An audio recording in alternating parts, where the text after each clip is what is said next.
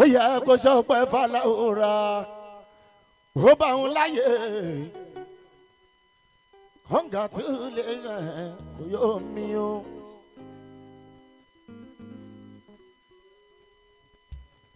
Prince Taofik ọmọ Ṣadé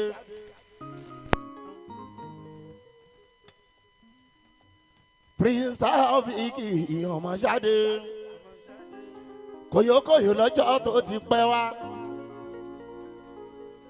Koyokoyo láti ilẹ̀ wá NCO Mr. Muffy àwọn bá dúpẹ́. Golden Jubilee Mr. Muffy ọmọ Wasako.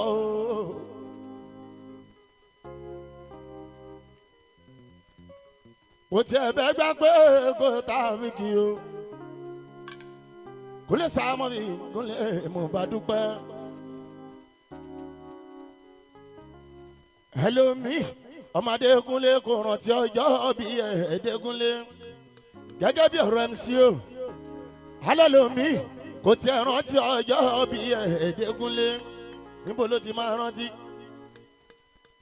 Ṣẹ́ni tí kò yóò Kúnlé sáàmọ́ bí o ẹni tí ó lè dá ẹnu ẹ bọ́ débi tó máa débi bọ́ Dékúnlé sáàmọ́ bí o ṣòun ló máa rántí ọjọ́ bí láyé ń bí.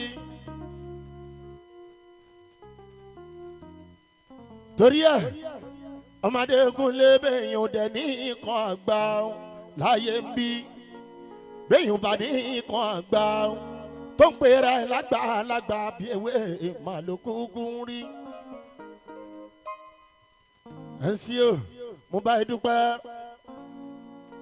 50 years rẹ̀ ó dẹ̀ ní ikọ̀ àgbà ẹ̀fẹ̀ yìí náà ló fi ṣe dáadáa ló dẹ̀ tún fi tọmọ mo bá dúpẹ́.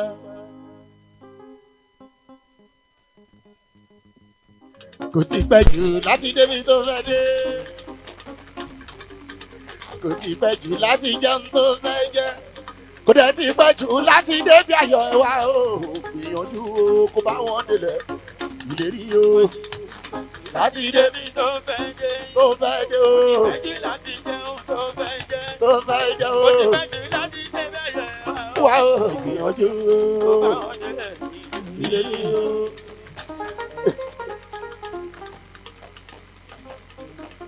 Ojú ológo rí ìkísà kó tó rògbòdò ilé ayé ń bí.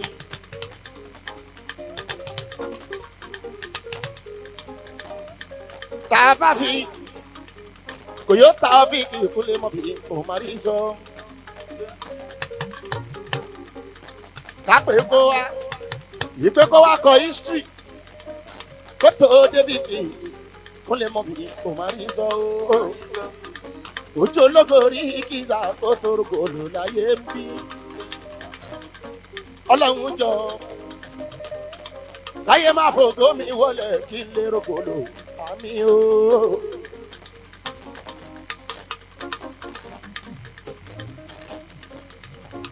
Kúnlé Àdìsá tí ń bá débi kí n máa yá mi ní sólóore Àdìsá Kúnlé.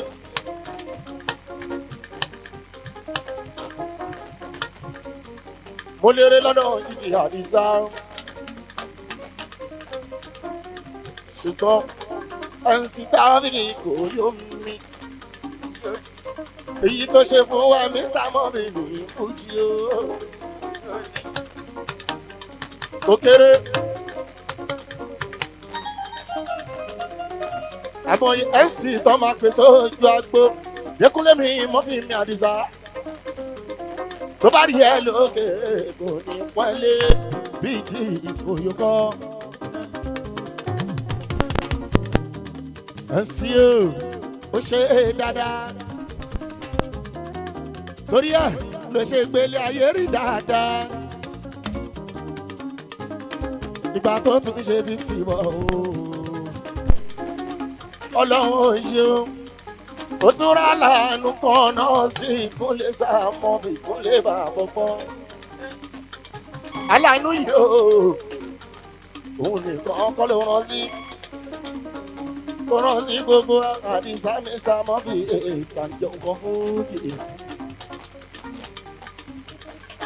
bó ṣe rán sí Sabaika Kúnlé tó rán sí tápàdán tí ká mi àjà o mẹ́sìn mi jápín mi bàbá mọ́ríà.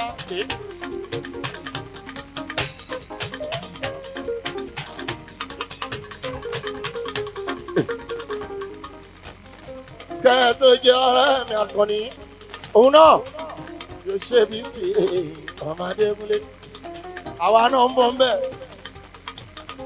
ẹ̀yọ̀ kan báyìí ló kù ṣùgbọ́n àwa yìí ní nǹkan àgbà láti lè máa sọ pé àti tó ọlọ́mbà fún ló tó bá jẹ́ nǹkan lé tó dẹ̀ jẹ́ lókìkí ìkúnlẹ̀ Sàmọ́rì wọn kà fígọ̀ mi hàn.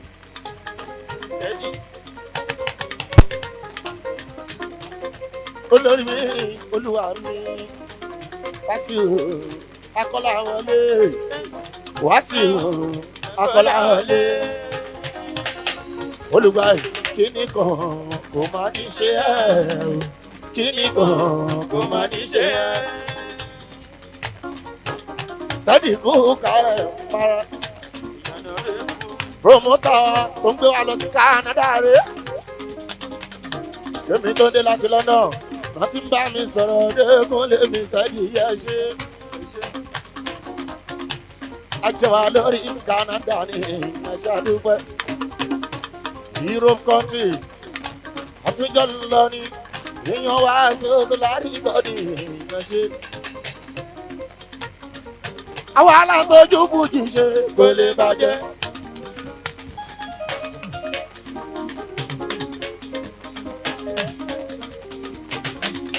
lọ́wọ́ yìí àwọn aláǹtójú fújì ṣe kò lè bàjẹ́. kò bàjẹ́ lórí olúmọ kò lè bàjẹ́. kò bàjẹ́ lórí àrẹ̀sà kò lè bàjẹ́. iṣẹ́ fújì mi sì lèmi jẹ́. orí fújì mi sì lèmi kú. ìgbà ọmọ tí ń bọ̀ mọ́ bọ̀yàwó láti ṣe tódà àtúnfìrè ìlú òyìnbó láti lọ sọ́túnṣe ládẹ́ tún lọ sósì ìbàlọ́gbọ́n Kúnlé Sabaika nílà ìlú kan yóò ṣe ọlọ́run.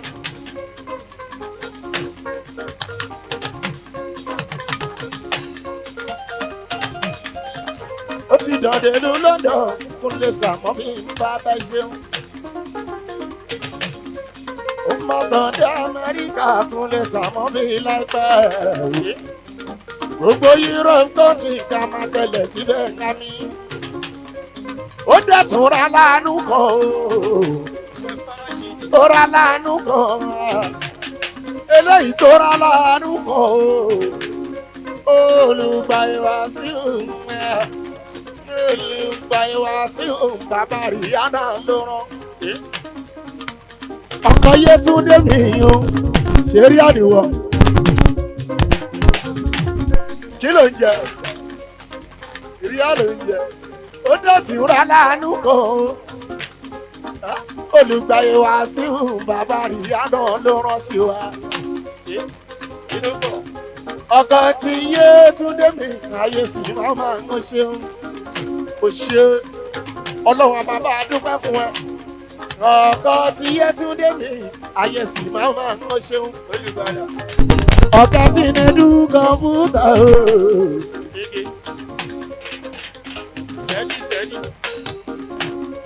ọ̀gá tí nẹ́dú kọ̀mpútà ọ̀gá tí yé wa ọ̀gá làbí PASUMA.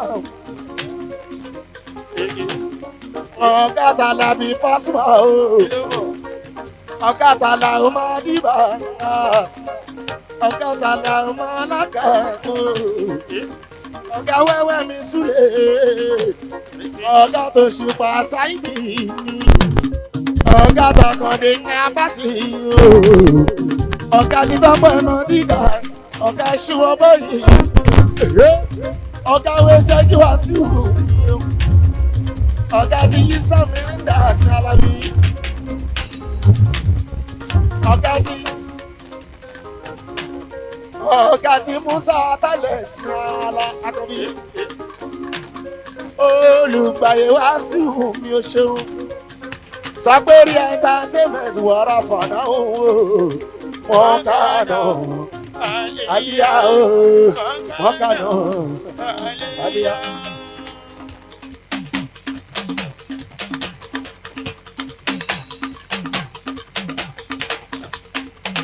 Kúnlé Muffy Àdìsá Kúnlé Sabaika. Aṣáájú mẹ́rin.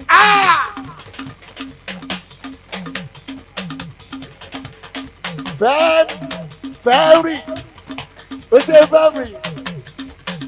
fẹ́ẹ̀rì sójà gbòmùtà ìyẹn láti Amẹ́ríkà yóò ṣe fẹ́ẹ̀rì ó kọ àpọ́nlé Muffy lọ́jọ́ sí lọ́dọọdún gbẹ̀mí sámọ́ mi ò mà dẹ̀ ṣe Fẹ́mi o Fẹ́mi ó ṣe òkú gbogbo gbà ojú òní tìyẹ láṣọ lọ́wọ́n bá kíkì nìkan má ṣe ẹ fún mi ilẹ̀ Fẹ́mi o ọ̀gá sọ̀jà l'Amẹ́ríkà ni o Abdul Majidi ọ̀gá sọ̀jà l'Amẹ́ríkà ni o ṣeun ó kọ́ pọ́nlé Mr. Muffy òní tẹ́ láíláyá mi Fẹ́mi ọlọ́mọ májò tètè kú fún mi o.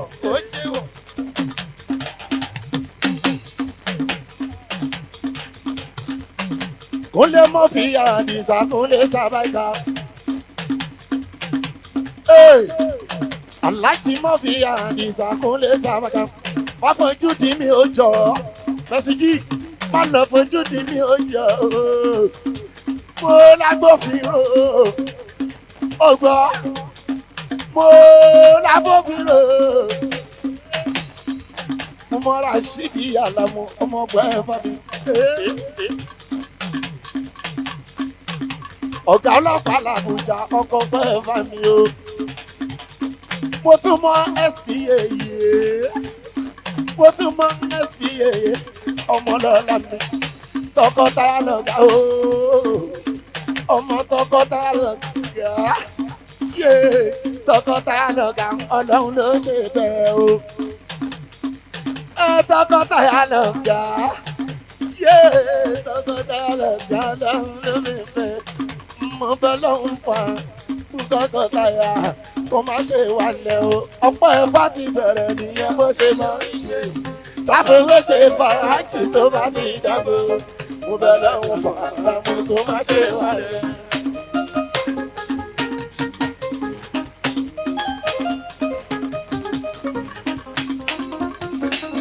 alẹ́ mi ní Sabaika múbú gbogbo yìí ta ò lè kí ó afá mi sẹ̀mí wà ní ọ̀gá afátàlá bí Ajíbọ́lá ẹ bá jíṣẹ́ mi fọ́gà wa tọ́ba dé o wípé mo kí wọn sílé Àdìsá mi sábà ọmọdé gbélé alẹ́ mi ní Sabaika múbú adé ṣáínà mo rí ẹni ìdí odúró tọpọnà tíkà fowó yẹn lẹ máa wá gbà tọpọnà tíkà fowó yẹn lẹ Sabaika múbú ọlọ́run lè mi gbójúlé ló jẹ́ kọ̀rọ̀ mi gún régé kálẹ́yìn lọ́gbọ́n kọ́gbọ́n ṣe jẹ́ k'Àdìsá Sáríkà dẹ́kunlé bò dúró tọ́lọ́hún tó fi jẹ́ pé ó bá wọn jókòó.